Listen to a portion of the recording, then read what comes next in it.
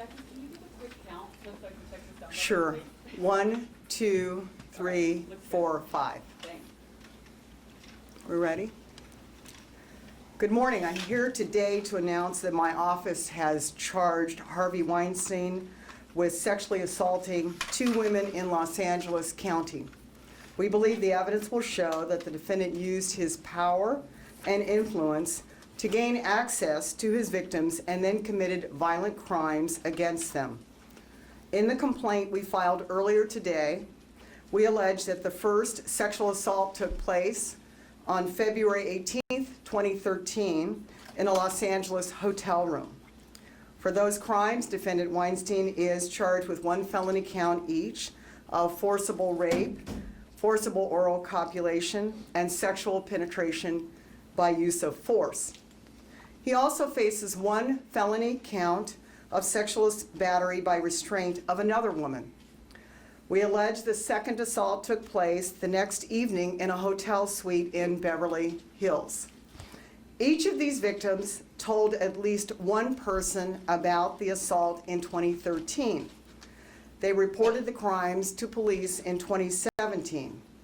Their cases were presented to my office for criminal case filing consideration later in that year.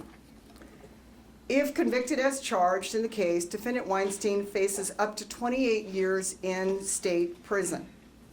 My office will ask the court to set bail at $5 million. Once the defendant's case is completed in New York, we expect him to appear in a courtroom in Los Angeles County to face these charges. As you know, he is awaiting trial in New York City. In all, 8 women came forward to report that they were sexually assaulted by the defendant in Los Angeles County. 3 of those alleged crimes took place outside of the statute of limitations. And for that reason, we have declined to file charges in those 3 cases. We continue to investigate allegations involving 3 other women to determine if additional criminal charges will be filed. We cannot comment further on this case at this time. However, I want to commend the victims who have come forward and bravely recounted what happened to them. This is the first criminal case filed by the task force that I created in November of 2017 in response to the sexual assault allegations in the entertainment industry. More than 40 cases have been presented to my office for possible criminal filing during the past 2 years. Most have been declined for criminal prosecution for one of 2 reasons. The alleged crimes were too old to prosecute, or there was insufficient credible evidence to file criminal charges against the defendant. As in any criminal case, a prosecutor must be able to prove the defendant is guilty of a crime beyond a reasonable doubt to be able to file criminal charges against any person. For these and many other reasons, sexual assault cases are among the most challenging to prosecute. In California, though, we are empowering victims of sexual violence and doing what we can to make sure that the criminal justice system works for them. With changes in state law, victims of certain sex crimes occurring in California after January 1st, 2017, will no longer be subject to these statute of limitations issues. I supported these changes, because the sexual predators should not go free simply because it took time for a victim to report the crimes against them. California law also permits prosecutors to call victims of uncharged sexual assaults into a courtroom to testify that a defendant has a propensity to commit sex crimes, providing valuable supporting evidence for other sex crime victims. I want victims to know that just because we may lack sufficient evidence to charge their assailant, it does not mean that a crime did not occur. It simply means that the evidence was not strong enough to meet our filing standards. To those victims, I want you to know we see you, we hear you, and we believe you. And while a criminal case may not have been filed, it is my hope that all victims of sexual violence find strength and healing as they move forward. We need the voices of all victims to help us remove sexual predators from our community and protect others from these violent crimes. I want to thank the Deputy District Attorneys and the DAI investigators assigned to my task force for their very hard work and dedication to seeking justice. I want to thank also the Beverly Hills and Los Angeles Police Departments for their tireless work to thoroughly investigate the allegations against the defendant. Joining me today are Los Angeles Police Chief Michael Moore and Beverly Hills Police Chief Sandra Spagnoli. Now I would like to introduce Chief Moore, who will say a few words. Thank you, Jackie, and I will keep my remarks brief. In summary, I want to thank the men and women of the Robbery Homicide Division who have tirelessly worked not just this investigation, but a series of other investigations involving sexual violence in the Hollywood entertainment industry.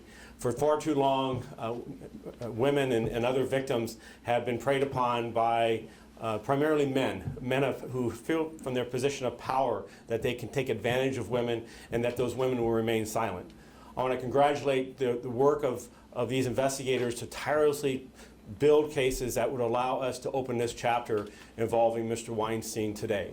Secondly, as DA Lacey indicated, to each of the victims who have stepped forward to the Los Angeles Police Department, this is one instance in which cases have been filed, and there are many other instances in which we've not reached that point yet. But to them, I extend a hand of support and strength and ask them to remain committed to these investigations. As investigators call, there may be additional follow-up or efforts that are made to further deepen their investigation, and we need their continued involvement.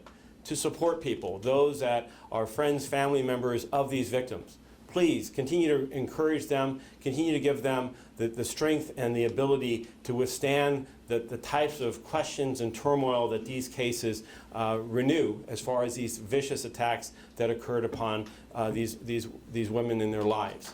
Lastly, to victims that are out there who are yet unknown, the Los Angeles Police Department, as does the Beverly Hills Police Department, every law enforcement agency in this county stands willing and able to take your information and will aggressively pursue every lead to bring to justice those individuals who would prey upon you. Again, I thank the District Attorney's Office, District Attorney Lacey and her team for opening this next chapter against an individual who has gotten away with too much for too long. Thank you. Thank you, Chief. Now, Chief Spagnoli will say a few words from she's from the Beverly Hills Police Department. So good morning. Today we stand with our partner agencies and support the victims of Harvey Weinstein, those who have come forward to report crimes to law enforcement, but also potentially, as Chief Moore said, potentially others who have not. We also know that they have been deeply affected by the horrendous crimes perpetrated by a sexual predator. I want to first start by thanking the District Attorney, Jackie Lacey herself, for establishing a task force and a single point of contact for these cases, giving us the ability as law enforcement to coordinate our investigative efforts throughout Los Angeles County. Our investigators and task force members have worked diligently on each of these cases. Since 2017, several women have come forward and reported crimes committed by Harvey Weinstein to the Beverly Hills Police Department. And I want to personally thank those women for the courage to share their stories and the trust that they have placed in us to investigate their cases. Their statements have been crucial to this investigation. I also want to thank the entire investigative team of the Beverly Hills Police Department who handled these cases with pride. Last, I encourage other victims who have not come forward, emboldened by today's news, that the law enforcement community takes these crimes seriously, and to please contact the Beverly Hills Police Department. We have committed to leaving no stone unturned, and if there is anyone who believes that they've been victimized, let us support you and know that you are not alone. Thank you.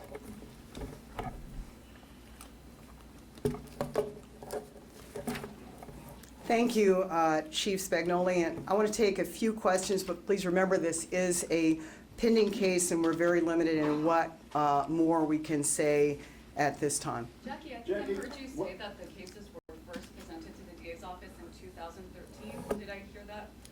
No, Okay. they were presented in 2017 Okay. and they happened in 2013. Okay. So they were and presented. What's changed from 2017 to now? Like, why were charges not filed then? Why are they being filed today? In terms of what was happening is we were working on investigating those cases. With regard to the victims in this case and in other sexual assault cases, it was very challenging to get those victims to open up and tell us what they needed to tell us. It was for some it was embarrassing, it was terrifying. And so until then, we were just working to see if we could get the evidence we needed to get to court. Jackie, was there Yes. a reason that Hang on, yes. Were either of the two victims here, have they come out publicly to talk about these assaults? And are either of them expected to testify in the New York trial? I do not know the answer to the question with regard to the New York trial, and I don't know the answer to the question of whether they have come out publicly. I would defer to Paul Thompson. They have, Can you step to the microphones, please? Okay. neither of them have come out publicly. One of them is expected to testify in New York. Thank you. Jackie, was there a reason that you decided to file on the day that the New York trial started? Well, no. The bottom line is we had been working on this case quite diligently in the last couple of years, and it turns out that coincidentally our case was ready to go this year, and this is the first business day where we could get everyone together that we needed in order to do this. There's a lot of people that go behind filing a case of this nature, and we needed to make sure that we had all hands on deck. Jackie, can you explain a little bit more in detail about how this is going to work with him being in court in New York? Will he be extradited? What's the timing? Can you explain a little bit? Right. Well, right now, the New York case, from what I understand from the New York prosecutors, is starting today. Jurors will be selected tomorrow. We do not want to, at this point, interfere with the New York case. The judge there will have to make a decision, though, whether he remains out on $2 million bail, since we filed an arrest warrant with more victims than $5 million bail. He'll have to decide whether the defendant is remanded or not. But in any case, we're in touch with the defendant's attorneys here in LA, and we will be working to figure out how to get him here, whether he'll be, if he's in custody, obviously we'll have to have him extradited or ordered back. But there may be a situation where we come to an agreement with the attorneys where he surrenders himself. But those details will be worked out in the next few Jackie, days. do you expect to use other victims, uncharged victims, which you can under California law, to present it to the jury in this case? I would imagine we would. Obviously, other uncharged victims, even if they're outside the statute of limitations, can at times under California law be used to prove motive, opportunity, identity, things of that nature. So we will, in fact, be looking at what evidence we have. And we also are encouraging others, if you're out there and you have not reported your crime to the police, please come forward now. It's not too late. You may think your charges are too old or not provable or no one would believe you. But we are encouraging any victims of Mr. Weinstein's assault to come forward to the police now, come forward to your local police, and we will take a statement from you, and it may in fact be helpful to this case.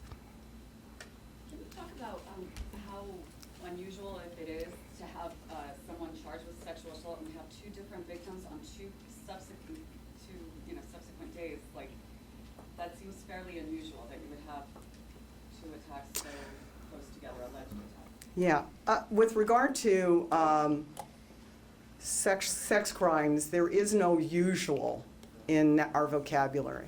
It is one of those things where we never know, and it's just not that unusual. For us, we accept the evidence as it comes, and it really is driven a lot by the predator's behavior.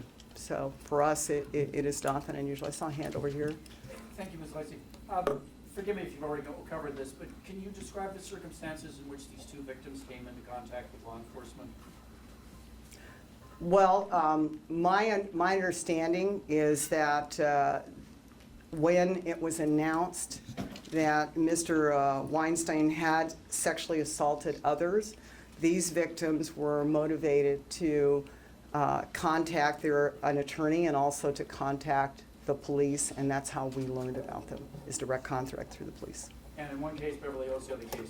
Correct, correct. I want to make sure that I understand this. The timing of the trial here in Los Angeles, is that at all dependent upon completion of the trial in New York, or can it happen concurrently? Well, we've just begun our case, so we've just filed our case. So our trial, should it go to trial, would not take place for quite some time. So we're beginning our case. At some point in the future, there will be an arraignment. That's the next step. And that'll be determined to some degree by when he is available to be brought here from New York. In terms of this filing here, there's two, there's Jane Doe 1, Jane Doe 2. Jane Doe, unusually, Mr. Weinstein's mostly asserted that he was non-consensual. All his acts were consensual. But in the case of Jane Doe 1, he's actually asserted to the Los Angeles Times in the past that he was never there. Can I ask, can you put him at the hotel beyond what the victim says? Well, I don't want to get into the specifics of the case because people have to testify under oath what they saw. But preliminarily, before you could charge any defendant with a crime like this, you would at least need to establish that he was there. One more question? All right, I'll thank- ask if nobody else will. And again, forgive me if you already covered this, but the other cases you've been looking at, have you reached resolutions in all of them, or are there still cases where you're yet to make filing decisions? There are still cases where we're yet to make filing decisions. I believe there are 3 where we're yet to make filing decisions. Sorry, can I ask one more question? Do you know if either of these victims has civil cases against the defendant? That I am not aware of. All right. Thank you very much.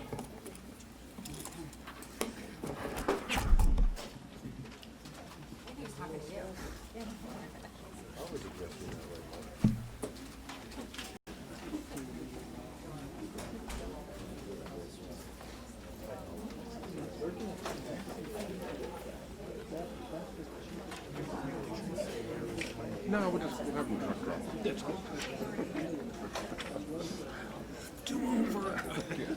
No, we'll have playback sentences. For reporters, the copies of the criminal complaint are over there with the declinations and a bail deviation. Miriam would have me shooting every line. If you don't have enough copies, just let us know.